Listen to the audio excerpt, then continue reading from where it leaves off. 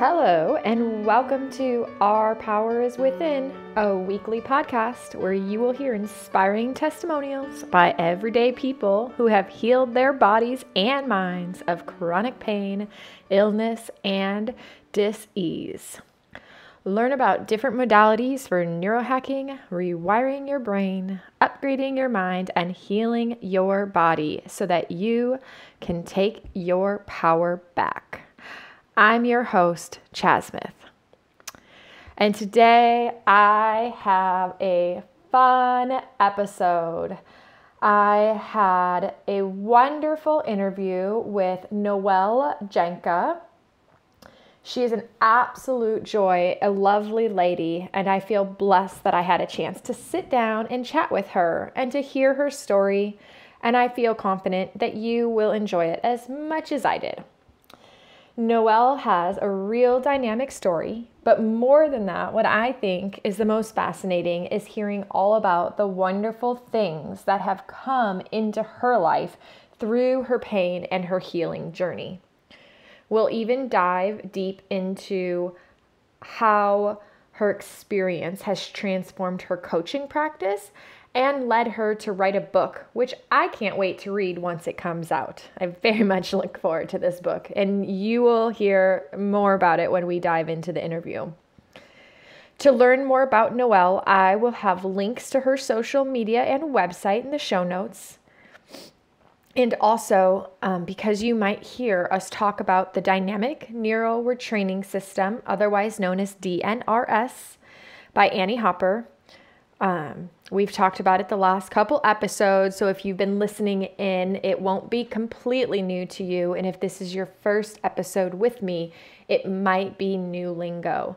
So we do go over some simple explanations of our interpretation of DNRS through our own personal experience, but I will also provide some links in the show notes for you to look into the program more. DNRS is a brain retraining system. It is a system that you can sign up to learn all about, and then it gives you practical tools to implement in your life day to day to basically use your brain in your favor, to be the one in charge, if that makes sense. Rewiring neural pathways in your brain that support healing and well-being and all the good stuff. So, with all of that said, I'm excited to just get right into the interview today. All right, welcome, Noelle. Thank you so much for being with me here today. I'm really excited to be here. Thanks for the invitation. Absolutely. I'm actually really excited to get to chat with you also and let the listeners hear your story. Just to give them a little background, I first learned about you while watching your DNRS YouTube testimonial, which I loved, by the way, especially the explanation about what DNRS entails. And we can get into that more in a little bit.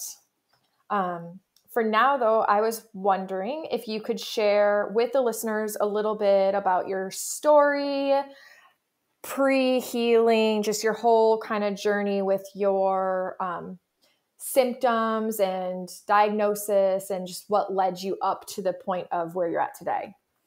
Sure. I'll try to give a brief synopsis because my healing journey has been more than 20 years. So it could be volumes, but I first, so I'm 35 now. When I was 15, I got what my parents described as a bad flu, and then just kind of got all recovered from that, but got all kinds of weird symptoms after that. My knees hurt all the time. I had trouble concentrating. All of a sudden, I couldn't really read anymore without falling asleep or my eyes getting really tired, despite, when I got my eyes checked, I had 20/20 vision, had ulcers, and the doctors kept telling me that I was too stressed. They told me to take prenatal vitamins. And years later, got some support from an alternative doctor who said it was Lyme disease, and at the time accepted that diagnosis for a little while. Then that relationship turned strange. Things didn't really work out. So went back to what some doctors had said was fibromyalgia and kind of just tried to live the best that I could with that, changed up my diet, changed up my exercise, the things that people learn to do, right? I started meditating. I did tons of yoga, and then was doing better, but got in a pretty serious bike crash in 2012 and got a concussion, had pretty intense concussive symptoms for several months. And then kind of all these symptoms that I had forgotten about came back, and then some, got some new ones too. And eventually got a different doctor to say it was late stage Lyme disease. Not a super severe case, thankfully. It's pretty on the moderate side. And that started sort of the later phase of my healing journey, which involved antibiotics and herbs and on-med and then eventually DNRS. Wow, that is a journey.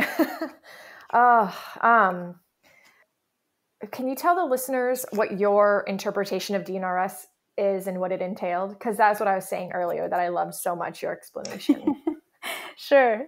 I'm not sure Annie Hopper would agree with it. She's the founder of the dynamic neural retraining system. But, and I can say I knew about DNRS for a couple of years before I did it. And I kind of just put it in the category of, things that work for some people. And, maybe it's great, but I don't know if it just doesn't sound like it's for me. And then two of my really good Lyme buddies who are also coaches, I'm a life coach, they convinced me because they all of a sudden started having incredible results.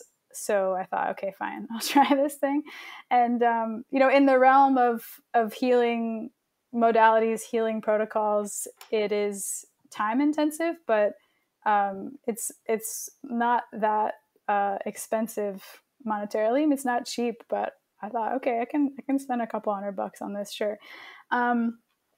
But yeah, so it's involves an hour a day of training for at least 6 months, and yeah, the way I describe it is it's like walking around in circles and talking to yourself and doing hand motions. But to me, it made a lot of sense. I'm a very somatic person. I'm also a yoga teacher. I've always been, maybe in my heart, have always been an athlete, even when my body didn't let me. So to me, and I know I was into saying mantras and that kind of thing. So DNRS takes a little bit of a lot of different things. So the movements and the talking and the future visualization that are involved in the 4 rounds of DNRS that you do every day, it was all stuff I was willing to do, and that it wasn't necessarily easy for me, but I eventually got super into it and had really great results, like way better than I anticipated. How long did you do it for? Well, if I'm being really honest with you, I stopped a couple weeks short of 6 months. I just got to the point where I felt like I was doing it because I felt like I had to. I was feeling really, really good. And I kind of just checked in with myself and asked, like, would it be okay if I stop now? Am I going to lose the results that I've gotten? And I feel like I got my own blessing from my own voice of wisdom to stop there. So yeah, I did a little bit less than 6 months. Yeah, I think that's okay. I think that's just a general guidance or rule of thumb. And I've heard stories where people healed sooner and later. So yeah, same. I just think in the training, they're very much like, don't stop before 6 months.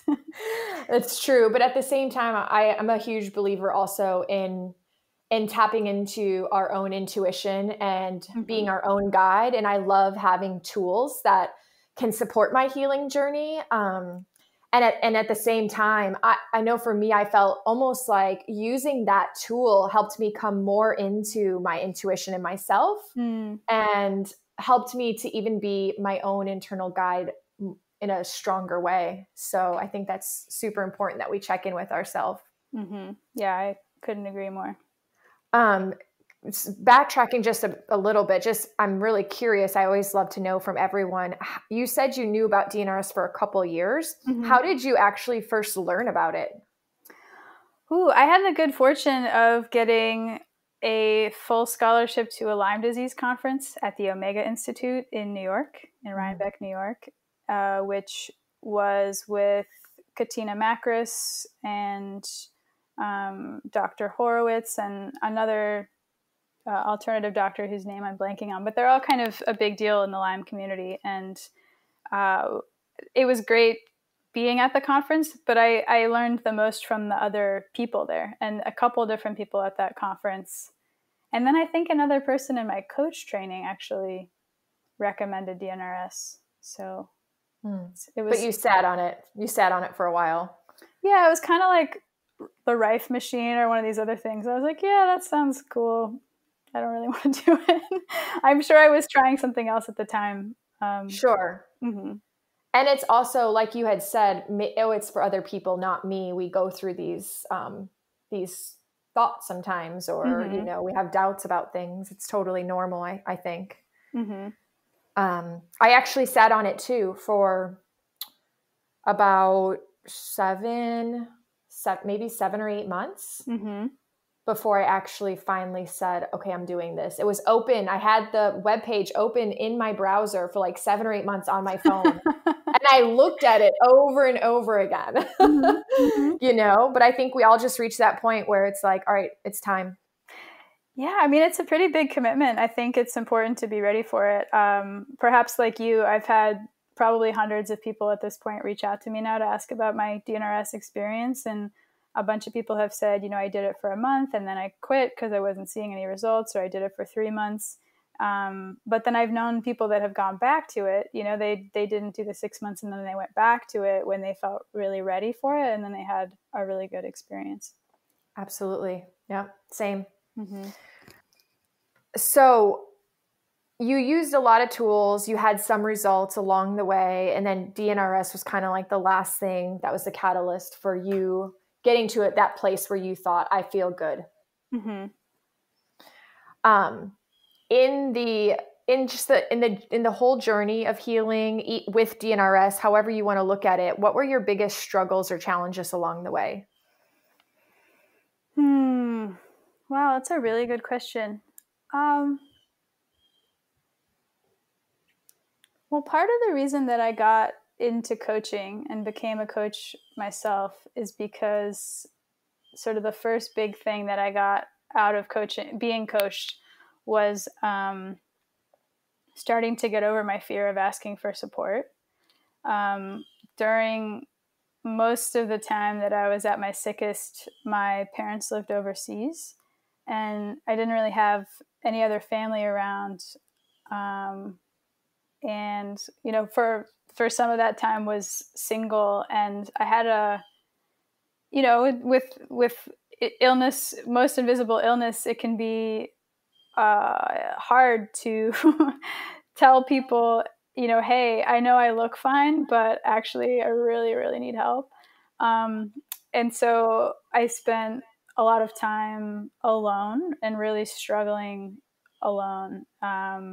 Before I told anybody at work or even told my friends, like I would sit on my bed sobbing with the phone in my hand, wanting to call friends, but just feeling like I would be a burden if I did that. And even later, I think and this is true with a lot of my clients too, the loneliness and the isolation, I always found to be one of the biggest struggles. And sometimes I think kind of related to that is just getting burned out on the whole healing process.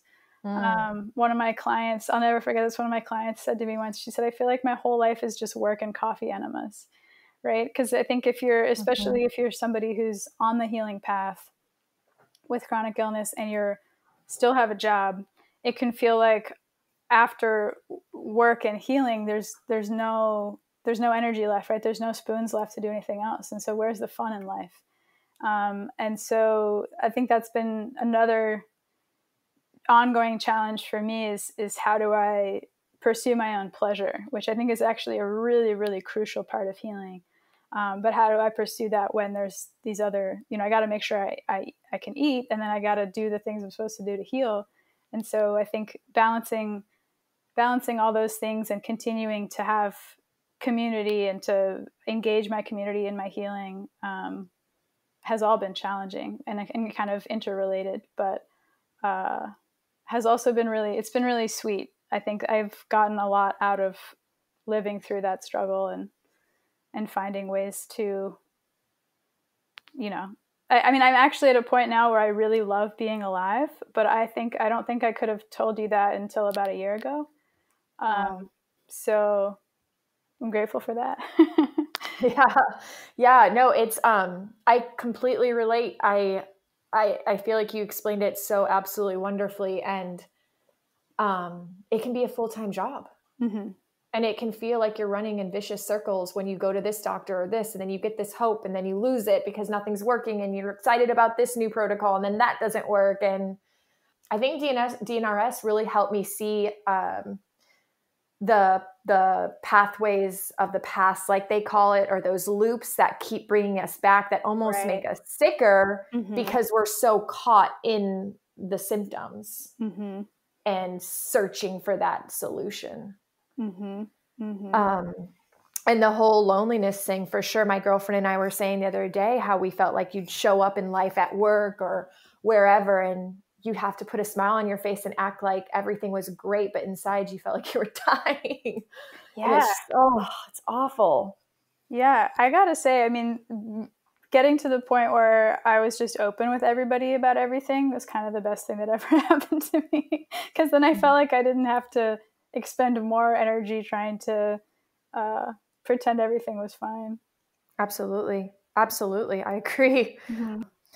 And something that you mentioned that I was actually wanting to talk to you about was you were saying that so much great came from all those challenges and struggles. Mm-hmm. And I did want to ask you what your biggest takeaway was, because I know for me and most people I talk to, when you get to this other side, it's almost as if you can see how much your pain became the gifts in your life. And so I know for me the same, that it led me on this journey. And I remember in some of my sickest times, I would say, I am not dying this way because I did not go through all this pain for nothing. I am going to figure out a solution, and then I'm going to help people. Yeah. It felt like then I could rationalize going through it. Yeah. That really resonates with me as well. And I think that's, why I have the business that I have supporting folks with their healing, and why, I'm writing a book on the topic now. So I hear that. And I think the sort of big picture, the biggest thing that I've gotten out of my healing journey, and something I'm most grateful for, is a really different level of compassion for other human beings. And it's pretty hard for me to get really upset with other people anymore, because I just see their suffering so much more clearly. Mm-hmm. It's like if somebody is being a jerk on the road, or there's someone in front of me at the coffee shop freaking out about having the wrong milk in their coffee, I just think, yeah, they're in pain. Maybe it's not physical pain, but and so I think that well, first of all, I just walk through the world way less upset than I used to because that's how I'm holding other people. But it allows me to have more compassion for myself as well. I'm one of these people where I'm really hard on myself historically, have been really hard on myself, and still struggle with it sometimes. And it's forced me to be more compassionate with myself as well. And I think I can just show up for people in a completely different way. And my joke, but I really feel like it's true, is that if I'd never gotten sick and committed to healing, like I would just be a huge asshole. Maybe not in the way like that people traditionally think about that, but I think I would certainly be way less present and would have made a lot of choices that were not actually authentic to who I really am. And I think that I would be causing a lot more harm in the world.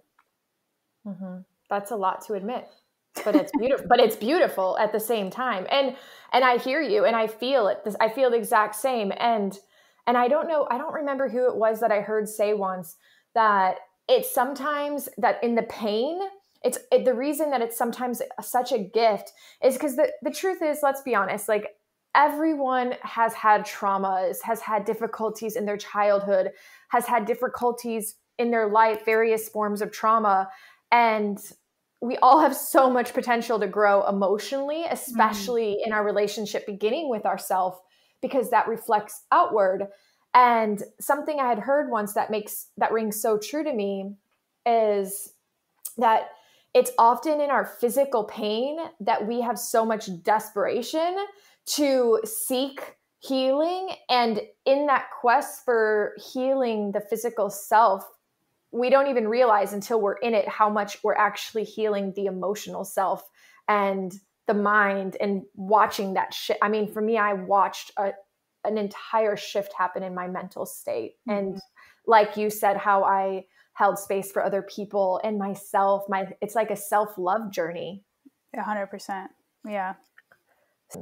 Yeah. I guess I feel blessed that I had that catalyst to drive me in that direction. Mm-hmm. Yeah. And I wonder if you find too that I find that I resonate so much more with other folks who have been on healing journeys or just have been through some really hard stuff and chosen to heal it. I'm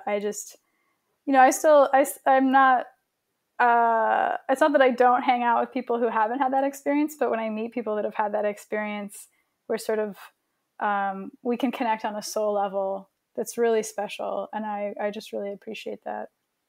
I agree. Yeah. It's just this mutual understanding. Mm-hmm. I mean, I know I'm more and more each day learning who my, I guess you could call it like soul tribe is, the people that I really feel connected to, that we can support each other. Mm-hmm. Absolutely. So I wanted to backtrack because you mentioned you're actually writing a book about this, and I would love for you to have a chance to share that with the listeners if you'd care to. Yes, thank you for asking. It's definitely been a labor of love, as they say. It sounds so cliche, but I was just telling somebody last week that I wanted to light it on fire and throw it in a dumpster. But I think that's the creative process for a lot of people. So yeah, I think you're getting somewhere if you get to that point. yeah.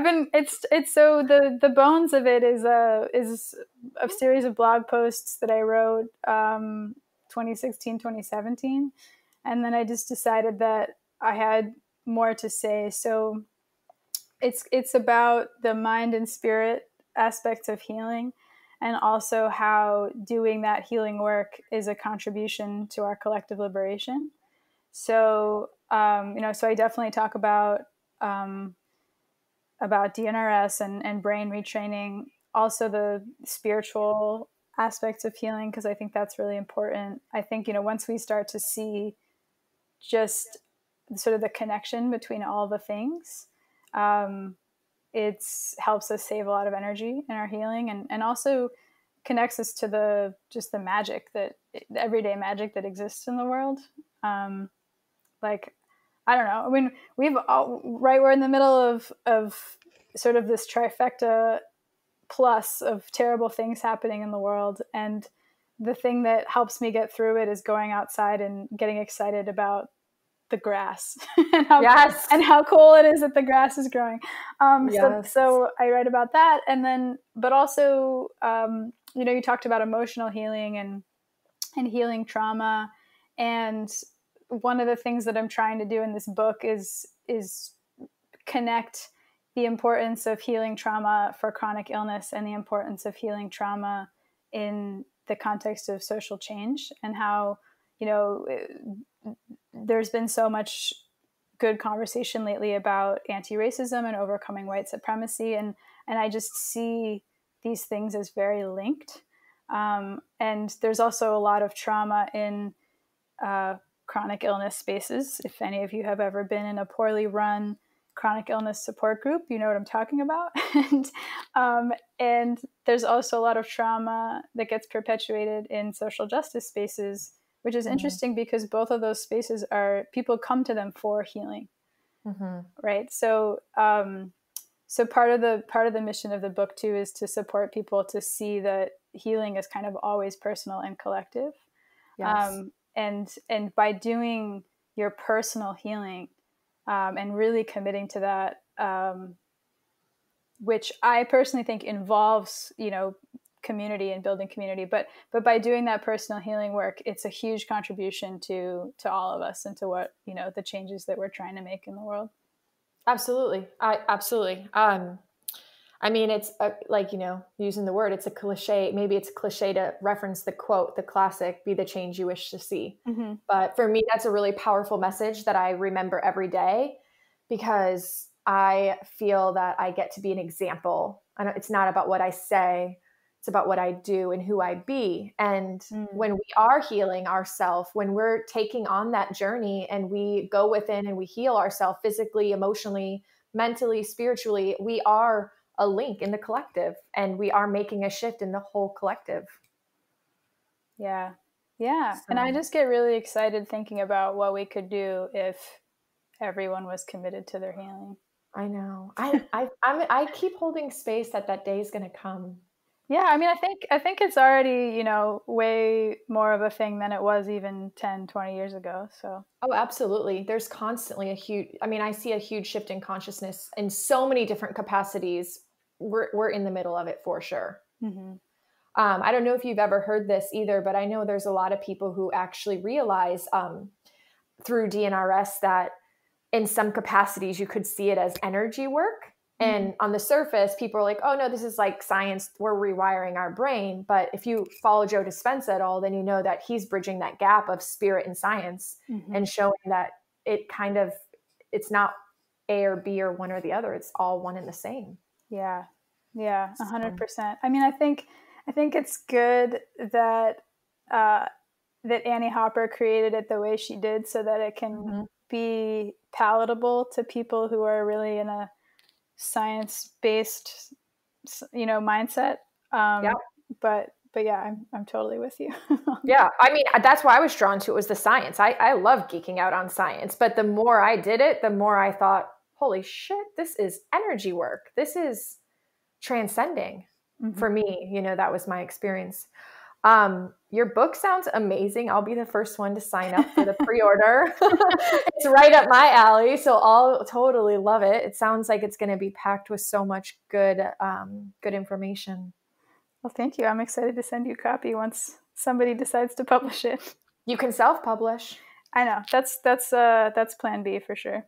I mean, that's always the nice thing about 2020 is we have all these wonderful, you know, we have access to things like self-publishing if needed. Yeah, I'm grateful for that too. And then we have networks where we can spread the message far. So I wanted to also bring up, you mentioned your coaching. You kind of mentioned a little bit about how this healing journey led you into coaching. And I would love for you to share with the listeners what kind of coaching you do and just the progression of your approach to coaching and your healing journey and how it's impacted it. Sure. Yeah. Thank you for asking. So I just celebrated 5 years of running a coaching practice in July. Congratulations. Thank you. Yeah, it's the longest I've ever done anything because that's awesome. Perhaps like you and other people, I did a lot of starting a job, getting sick again, having to quit, starting a new job. So it's felt good to be able to hold on to that. And because I've both coached on top of other jobs and coached full time. And yeah, I think one of the best things about being a coach in terms of how it supports my own healing is not only was I able to craft a business that was super flexible? But when you're a coach, you have to live what you're supporting your clients with, right? So I have continued to be coached myself and have kind of consistently, I've consistently had support, which is a huge gift, but I've kind of continued to have my own breakthroughs, even when I didn't want to. I'm sure I'm not the only person who's gotten to points where they're like, I don't want to heal anymore. I'm so over this. But because I'm a coach, I had to work through that so that I could support my clients. And so that's been a gift in terms of being a coach. But my practice has always been about kind of supporting social change makers and social impact leaders. And a lot of times that's been people who have chronic illness and also really want to change the world. And, sort of my broader vision is to have just a healthier, more joyous, more sustainable movement for change. And then when I did DNRS, I had to take a break from coaching people about their health challenges, because that's an important part of the process. Is you don't get in anybody else's drama or business or things that can bring you back into your pops. And so I switched to career coaching. And that was actually a delight. Really enjoyed it. So really helping people start social change oriented businesses, helping people find jobs, doing things that they're really passionate about. And now I kind of do everything. Like I still do some coaching for folks with health challenges. I still do some career coaching. I'm still largely working with change makers, and sometimes all of those things intersect. I've also been blessed to do a lot of work with fellow queer folks, and there's a lot of trans and disabled people in my practice, and I've learned so much from them, which is I'm so grateful for that.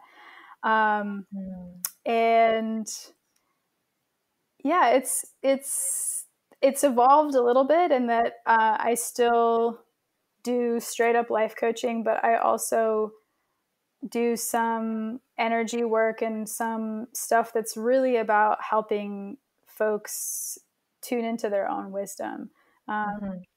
And really what I'm most excited about, which probably doesn't surprise you, is really supporting people to cultivate their intuition and to see how much they really know already. And sometimes, it's just a matter of sweeping some of the mental or spiritual or emotional BS out of the way. And it's different for everybody, but that's been one of the best things, I think, to come out of this work, is to see person after person after person say, oh my God, I actually know. Like, I know what I want. I know what I need to do to heal. I know that I'm not supposed to be in a romantic relationship with this person. I know I'm supposed to move to North Carolina or whatever it is. And I just can't believe that I get paid to help people do that, because it's the best. Oh my gosh, I completely agree. It's got to be awesome. I wanted to say two things. I wanted to first thank you, like honestly, from the bottom of my heart, thank you for being somebody who's willing to put yourself out there and help people align with their inner truth. Obviously, the name of my podcast, Our Power is Within. Mm-hmm. It's so important to me to get the message out that we all have the power within us. We all have the answers we need. And I'm so passionate about helping people to embrace that power and stop giving their power away. Mm-hmm. And that's so anytime I know anyone out there who's doing that and sharing that message, I'm so happy. Yeah. It's like, I'm so happy that you're doing what you're doing, because I think that's one of the most important messages, is that we have agency. We have personal agency and we have collective agency. And I know sometimes something that I've sort of been wrestling with is sometimes the world needs to change for some people to have what they really want, whether that's health or the business they want to run, because of all the different intersecting, structures of oppression that exist. But even in that, we still have agency. And so, I'm really excited that that's what you're up to in the world as well. Yes, thank you. The other thing I wanted to do was acknowledge you, because you said really early on that, you're still getting coached, you're still getting supported, you're still having breakthroughs, even if sometimes you feel like a resistance or you don't want to. And you said, that's part of being a coach, is being able to be the example and hold yourself to those standards. And, the truth is, I believe that. I 100% believe that. I can't live any other way. I've always felt like if I'm going to coach and I'm going to teach this and I'm going to support this, I have to live it. But we both know that there's a lot of people out there who don't do that. Mm-hmm. And so the very fact that you hold yourself to that is beautiful. Thank you. I really appreciate that. Of course. So right now, what is your ideal client? Ooh, great question.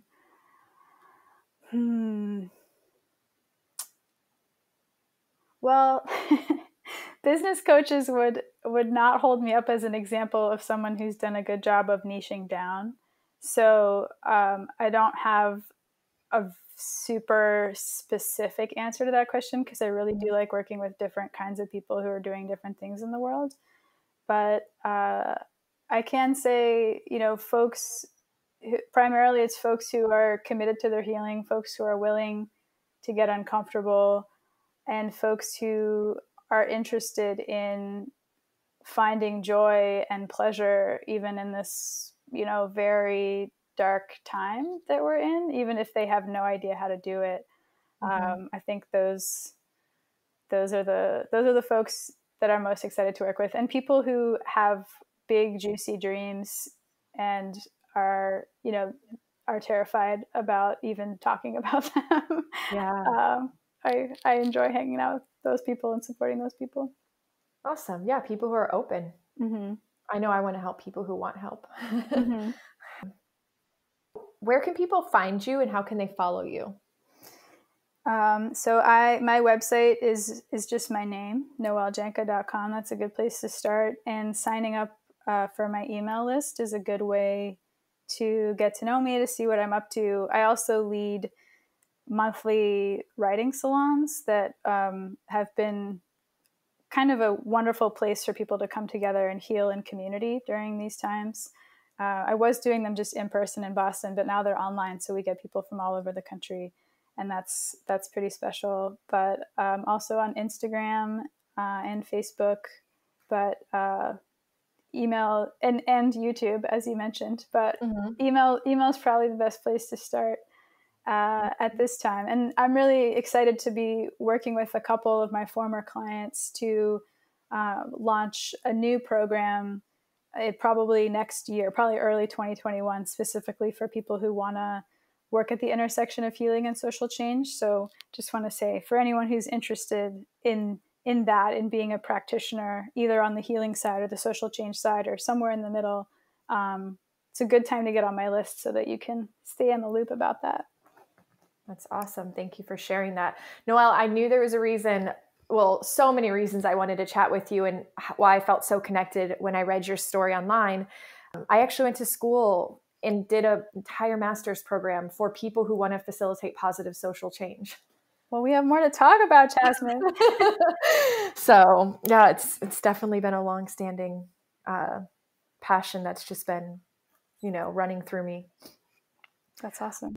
Do you have, I'm going to wrap this up here, and I really appreciate your time today. I just wanted to say, do you have any message or advice or last words that you would share with listeners who maybe they're in the rut of it right now? Maybe they're in the middle of, that vicious circle or cycle and trying to figure out what's next. And maybe they're a little on the edge if they believe that they have those answers within, and you could give them some advice or a message or feedback. What would you say? I'm thinking. Yeah, I think one thing is to seek support, even if you hear your brain say like, oh, I don't have money to work with somebody, or I'm never going to find somebody, or I live in the middle of nowhere, there's nobody here who can help me. But to just to start by writing it down. I really encourage people to write down, what is it that you want to heal for, if you know that, and what is it that, if you could just wave a magic wand and have any kind of support other than somebody just taking away your pain, right? Because we all want that. But,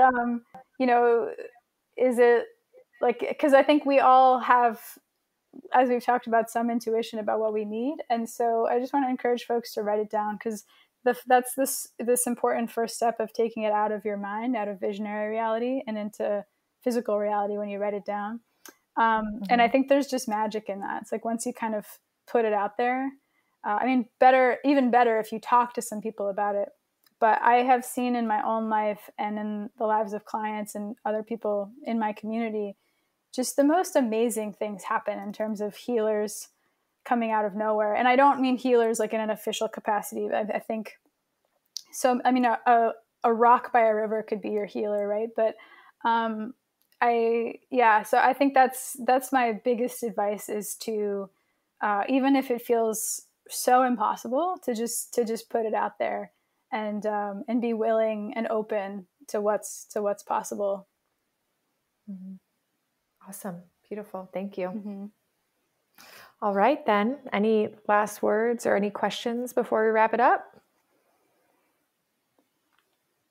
I don't think so. I'm so grateful for the opportunity to talk about this. I always love talking about healing. It's my favorite subject. And I'm so grateful that you're talking also about DNRS, because I think the more conversations we have about it, the better. I agree. Yeah. So thank you. Mm-hmm. Thank you for creating the space, and thanks for doing what you do. Yeah, thank you. And thanks for being here with me today. You're so welcome. All right, self-healers, that's a wrap. I hope Noelle's message was as inspiring for you as it was for me. Once again, thank you for being here on this healing journey with me and tuning in weekly.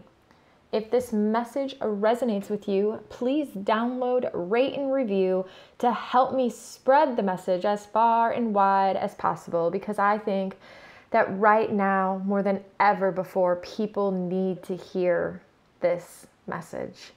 If you have a friend who could benefit from the story shared today, then text them a link right away so they can be inspired to take their power back too. And over the next week, I encourage you to find a reason to laugh more often, to smile daily, and to be grateful for even the small things in life. I know it can sometimes feel hard, but I promise you, it is so worth it. Until next time, make this week great.